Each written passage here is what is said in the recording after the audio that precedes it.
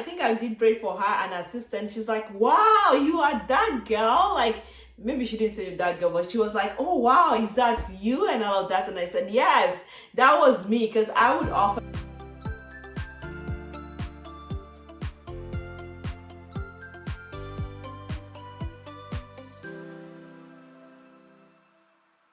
Hi everyone, it's Deborah Ojo here, the founder of Deborah Homes. I am a real estate broker and an investor, and now a coach in the real estate markets in the GTA and as well as all over Canada as well.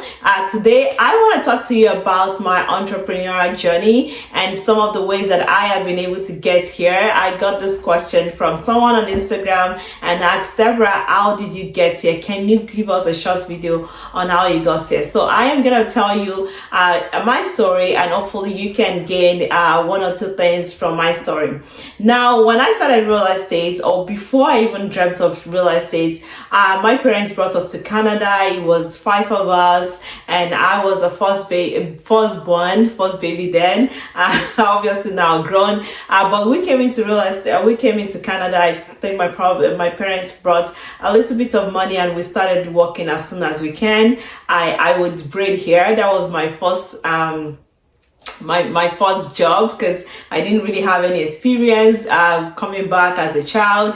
Coming to Canada, we didn't have a lot of experience, so one of the things I started doing was braiding my neighbors here for free, and eventually that turned into a side hustle. So when my parents were coming to Canada, I told them, hey, maybe you guys should go learn and improve those skills so that we can make more money together. So I became the person that, brought a lot of clients home, and me, my parents, my mom, and my other siblings would just break people's hair, and we made a lot of money from there. Funny story, side story, I met somebody about I think a couple of months ago, and I met her and I said, hey, she said, no, I don't remember you. I said, what? I did your hair. I braided your hair before. I think I did braid for her, an assistant. She's like, wow, you are that girl. Like, maybe she didn't say that girl, but she was like, oh, wow, is that you? And all of that. And I said, yes, that was me, because I would offer discounts. So I got a lot of people coming through the door because I was the new girl in town. I was offering discounts, and yeah, that was the beginning of my entrepreneurship journey. And eventually I went to school, did my bachelor's. I studied human resources management. I didn't like it as much. My dad was one of the people that exposed me and said, Deborah, don't ever work for anyone. Like, this guy was just mad. One day, my dad was he was let go in his at work. He was a banker in Nigeria, so he was let go because they felt like he was just, maybe he was aging at the time. I don't know what their reason was. He didn't really discuss it, but I know my dad dedicated his life to his employer, and I am an employer now. I love it, and I also understand that it's a win-win situation. If it works, it works. If it doesn't work, I can let them go and they can quit. So there's no hard feeling there. But I think what my dad regretted the most was he dedicated his life to his work. I remember my dad would go very early in the morning, and sometimes he doesn't eat breakfast or lunch. He will eat dinner at home. This guy was skinny, and he didn't have much time for the home because he was working a lot, providing for his extended big family, right?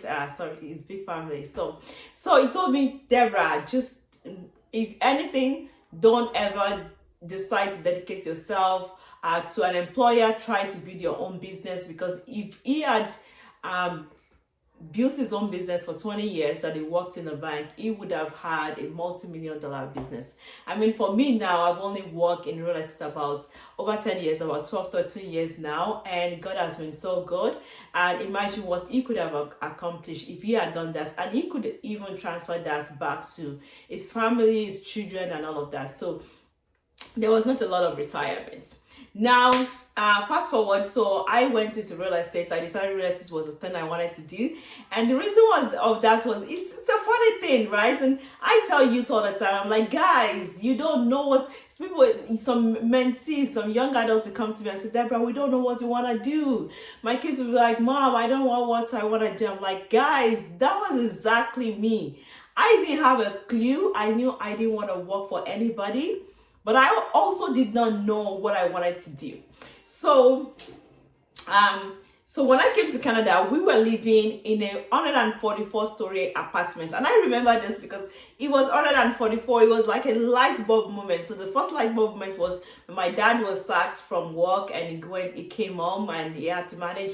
The second one was when I just discovered that we were living in this huge multi-family apartment, and we were paying, I think, $850 or something like that at the time for a 2-bedroom apartment. And I just remember sitting down and literally just crunching the numbers, you all, and just saying, hey, $833 on average, multiply, because it was 3-bedroom and 1-bedroom, multiply by $144,000, 144 units, and it was just a lot of money to me. And I just like, that sounds like a good deal. That sounds like the kind of money I was making. And that was my second life moment. I decided I was gonna have real estate, and I was gonna provide for other minority families that may not have access, or they are discriminated in the process of trying to get their a livable apartment. My third light bulb moment I want to say comes from my mom. Okay, my mom is entrepreneurial. When you are talking about a businesswoman, I mean, I don't even know how she's surviving in corporate America. And if my mom is watching this, shout out to you. I really appreciate your efforts, because when my dad was let go, my mom was supporting the family. I mean, she was the epitome of the virtuous woman that everybody talks about. So she was selling materials like clothing materials. She didn't sell gold, but she sold like bags, shoes, and all of that, like women accessories, men shoes, and stuff like that. So my mom always said, if you are going to go into a business, if you ever want to go into business, she said it to her, she wasn't talking to me directly, but she said it to her colleagues and things, like she mentioned it casually. And I just picked it up. She said, if you ever wanted to do a business and the business wasn't enough to be able to support your family, or was not enough to be able to just buy your common living expenses, like it's not, the gain from that business is not large enough, it's not scalable, I think is what she was trying to say, then don't do it. And she gave an example. She said, if I was selling, let's say I'm selling a book, and that book, if I ever decide to buy some common, like just maybe even coffee from that book, all my profit is gone, right? Then that doesn't make sense. She said that is not something that you want to put your time into. So that was also why real estate clicked to me, because I understood that it was very scalable. The sky was my beginning. I could go as far as I wanted, and I could make as much money as I wanted. So, and I also like the fact that I can transfer it, to generations, to my kids and my children's, my kids. So that was also something that stuck with me. So eventually I came into real estate, and I'm not going to bore you with my story, but I bought my first rental property with my husband, sold that, used it to buy 2 more properties. And then from there, I started attracting capital. I learned more about real estate, joined some mentorship, became a real estate broker so I can service more people. I quit my job as of that time. I hated that job. Oh my goodness, don't even get me started.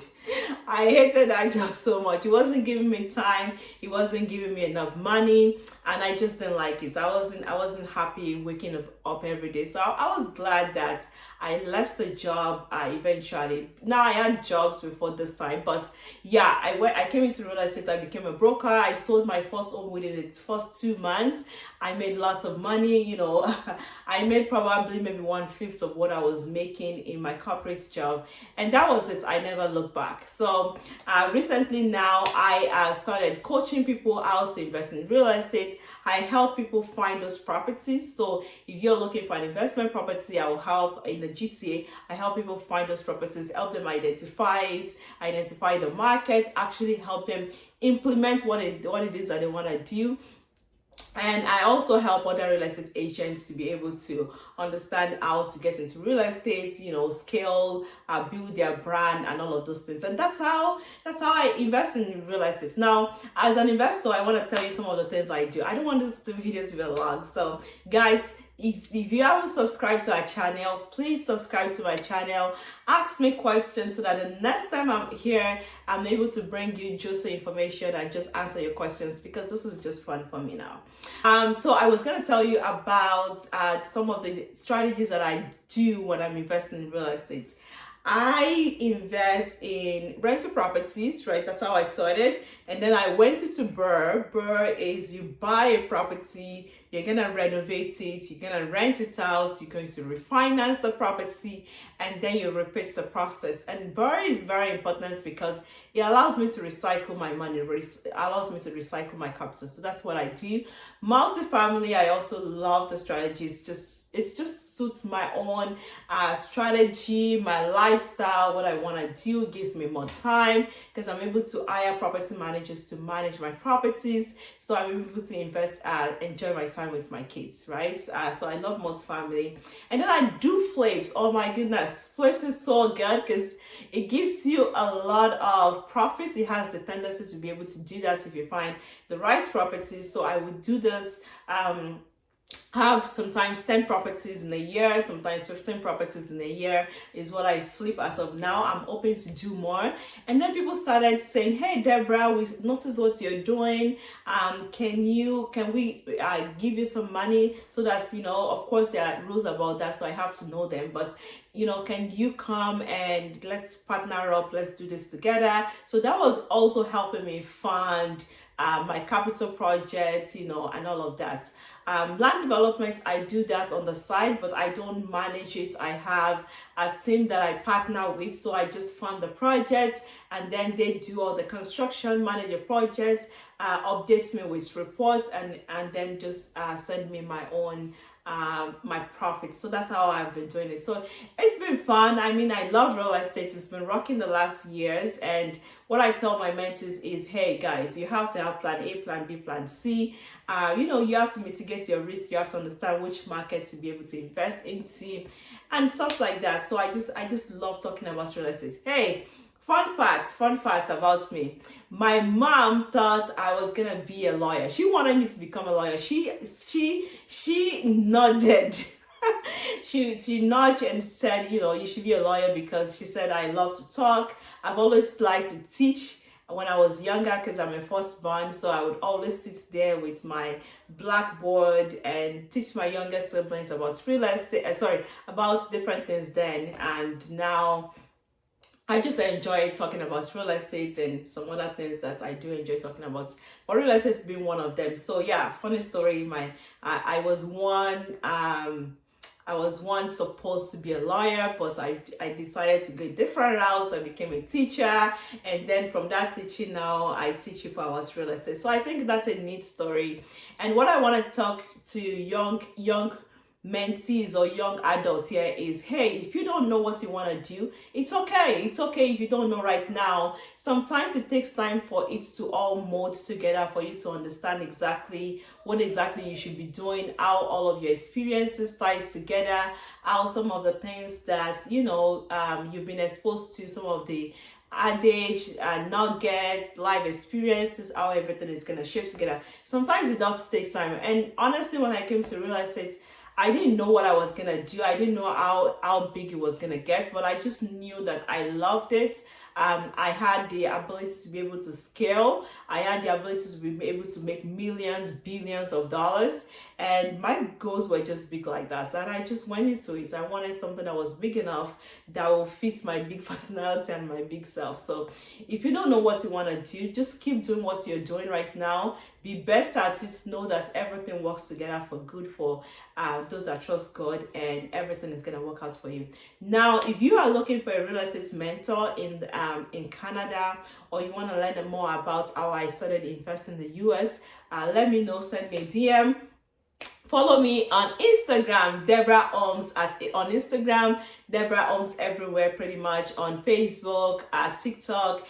And I am looking forward to answering all your questions. Let me know what else you want to learn about me and my journey. And I hope this video bless you. Now share it with your loved ones, and also don't forget to subscribe. See you next time. Bye.